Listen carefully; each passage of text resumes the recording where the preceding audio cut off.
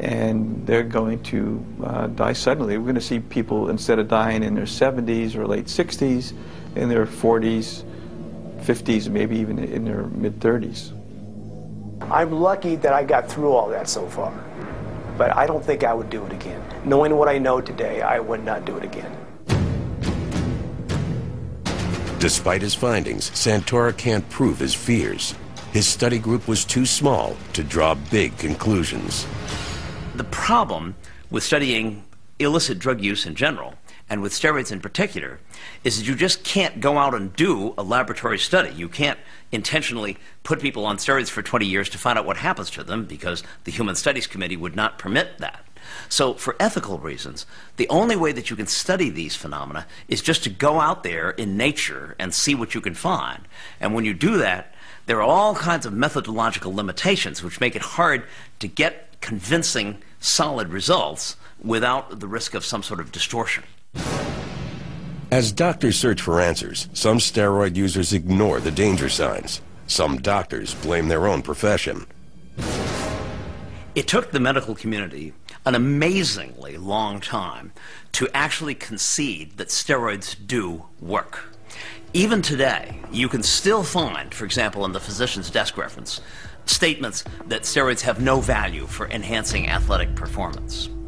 So that having failed on that count, they were also discounted when they started talking about potential dangers of steroids, because they had already lost their credibility. And with the loss of medical credibility came increased use. They're going to always be part of powerlifting and bodybuilding and strongman sports like that. But now you could go down to any high school that has, big-time sporting program, and someone's going to have roids. All of the danger signs, everything we needed to know was right in front of us.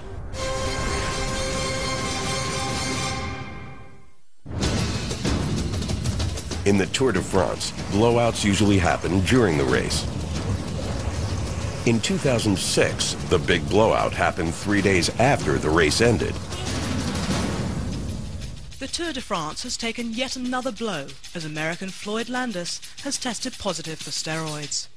It is the first. Officials announced they had found an abnormal ratio of testosterone in the urine of Floyd Landis, the American who won the Tour. Landis was stripped of his title. It wasn't the Tour's first steroid scandal. In 1998, so many riders were found with performance-enhancing drugs, the race was dubbed the Tour of Shame. I said years ago, and people raise their eyes, you can't win the Tour de France without drugs. It's been dirty since its inception. Not too many people are raising their eyebrows about that statement anymore. From cycling to baseball, steroids can be found in almost every sport. Now steroids are moving into arenas where the stakes are small, but the risks are just as high. They're going to always be part of powerlifting and bodybuilding and strongman sports like that. But they really have no business, in my opinion, being in baseball and football and these games that kids start out playing in their backyards. The most detrimental thing that a teenager can do is take steroids. But they are. And Taylor Hooton was one of them. 1, 2, 3, win! Taylor was a great kid. Always had a smile on his face, cracking jokes. Very, very popular at school, and he must have been a good-looking kid. Girls over here all the time. But he made great grades in school. He was carrying a 3.8 grade average. He'd made super scores on his SATs, and he and I were getting ready to make college visits. Taylor Hooton was an average 16-year-old high school student until January 2003. That's when he decided to try out for the varsity baseball team. In less than 3 months, he gained 30 pounds, along with acne, a puffy face, and bad breath, all side effects of steroids. According to the Centers for Disease Control, between 700 and 850,000 teens have used steroids, 1 in 20. All you need to do is read Jose Canseco's book. A clear message gets sent that at least in his opinion, steroids were a panacea to success. What can be bad about earning millions of dollars, being on the TV every night, setting records, having the women fawn all over them? Very little downside has befallen our professional athletes, those that have chosen to use steroids. According to experts, few teens understand the dangers lurking in a growing steroid market. Today, steroids can be easily purchased online from labs in places like Mexico, Thailand, and India. We've heard stories of those vials being filled with flaxseed oil, all the way to those vials containing motor oil. And these kids, our children, are taking these and injecting them into the vein. Soon after Taylor began taking steroids, his personality changed. But what we saw in Taylor was something that was much more severe than normal mood swing. On 2 occasions, he took his pitching hand and drove it through a sheetrock wall. All of the danger signs, everything we needed to know was right in front of us. But we didn't recognize it as steroids because neither we nor our family doctor had been trained to know what to look for. While quitting steroids, Taylor slid into a deep depression. On the morning of July 15, 2003, he went into his room, put a belt around his neck, and hanged himself. Stuff like this is not supposed to happen in middle America, well-educated community. But the fact of the matter is, it is going on. For Taylor Hooten, steroids exacted a price out of all proportion to his goal. He wasn't aiming for a major league contract or a 7-figure salary. He just wanted what any teen wants, to belong. After Taylor died, several of the kids in particular that were on Taylor's team admitted to my wife and I that they had been doing steroids. And for a period, most of them were scared straight. But something happened over time, something that's really, really scary. A number of those kids went back to using anabolic steroids within a few weeks after we put Taylor in the ground. The temptation to use steroids seemed to outweigh the perceived risks. But what could cause a healthy teen to take his own life?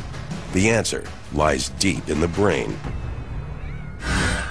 When you take steroids, your hypothalamus in your brain sees all of this steroid coming in from the outside. And so it sends a message down to the testis saying, we've already got plenty of steroids on board, don't manufacture any more, there's ample on supply already. Overwhelmed, the testes shut down, a condition called hypogonadism. Taylor stopped taking steroids cold turkey, leaving him low on testosterone and high on risk. They get profound depressions and may even get suicidal during that period when their testosterone level is low before the testis can come back online. In one survey of adults who used steroids, 4% reported attempting suicide during withdrawal. Other experts believe the numbers are far lower, but for Don Hooten, the statistics don't change his reality. His home run ball from June 16th of 2001, and the reason that's important, it was his first and at the same time his very last home run. I got to go chasing this out in the weeds after he hit it, very much like a dad would do when your kid's just hit his first home run. Don Hooten now runs a foundation in Taylor's name to protect other teens from steroids. In 2007, Texas passed Taylor's Law, the nation's largest steroid screening program for high school athletes. But today, the fastest growing group of steroid users are not high school students or professional athletes. The stereotypical perception is some giant freak with a syringe sticking out of his forehead and you know, it's going to eat my children for lunch, and you know, that's just the people that are like that's their perception. The reality is that there's millions of people that use steroids that are out in the general public that you would have no idea, that resemble an everyday person. It's estimated that over 50% of all steroid users are not athletes of any kind. The more typical steroid user is not someone in the upper levels of athletics and may not even compete in any athletic performance at all, but who uses the drugs largely for the purposes of personal appearance rather than to succeed at any specific competitive endeavor. A 2007 study suggests that many steroid users may actually be educated working professionals in their 30s.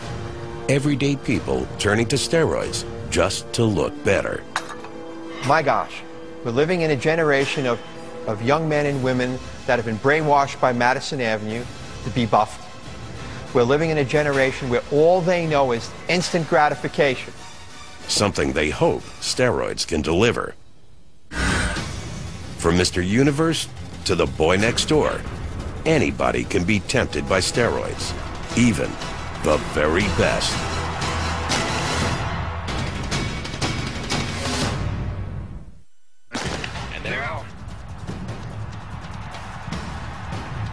At the 2000 Summer Olympics in Sydney, the American track and field star Marion Jones won 5 medals. Sports writers crowned her the greatest female athlete in the world. However, in 2007, she admitted using steroids while training for the Summer Games. Her world records were invalidated, her medals forfeited. At age 31, one of the world's greatest female athletes announced her retirement from her sport. As a trainer, do I want my athletes on steroids? Well, obviously not. But as a consumer, you're demanding the very best out of athletes. And those athletes are going to do what they can to get that to happen. And when they do that, they start to push that limit. And that's a limit that, you know, unfortunately is found in that anabolic steroid. If athletes still use steroids in the most drug-tested competition, where won't they use them? Oddly, in the very sport where they may be most abused. In an ocean of steroids, a handful of athletes are swimming against the tide. In Portland, Maine, begins a competition with unusual athletes, natural bodybuilders, rebels in a sport infected by steroids. These athletes reject steroids, both the benefits and the costs. And no one knows the costs better than their coach, former Mr. Universe and ex-steroid user, Steve Mahalik. Okay, guys, this is what it's all about. All that hard work we put in the gym just amounts to a few minutes on stage, so just really enjoy yourself. From Watertown, Massachusetts, please welcome contestant number 8, Michael Manovian.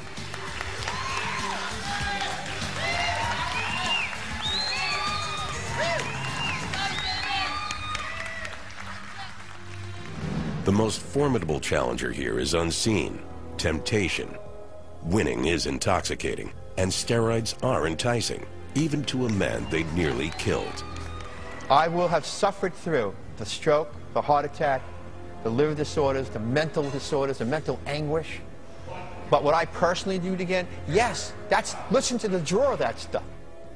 For one moment in time, Steve Mahalik was the best there was on planet Earth. #1. That's a hard thing to discount. Come on, everything you got. At Mahalik's gym on Long Island, he trains a new generation of bodybuilders to do as he says, not as he did. These kids and these grown men need a leader. They need someone who's been there. They need someone who can take them to the place they want to go without getting sick or ill. Spare the pain, spare the shame. Let's go. So what I try to do when a guy's sincere, I will teach them how to exercise and to have a degree of muscle that their genetics will allow them to have, and make them understand that that's as good as you're going to get. 10 more. Come on. I'm looking. I'm watching their muscles. They got a lot in them. There you go, baby. All right. It's very difficult for them to win in the arena of the steroid contest and bodybuilding. You can win clean in natural contests, and you can win clean up to certain levels in pro contests. Boy, from golfer to bodybuilder. Just after that, you cannot. That's the truth. It's a harsh reality for athletes. For many, steroids can be priceless. The difference between a salary and a fortune. Between mediocrity and stardom. One of our patients was able to summarize it in just a single word.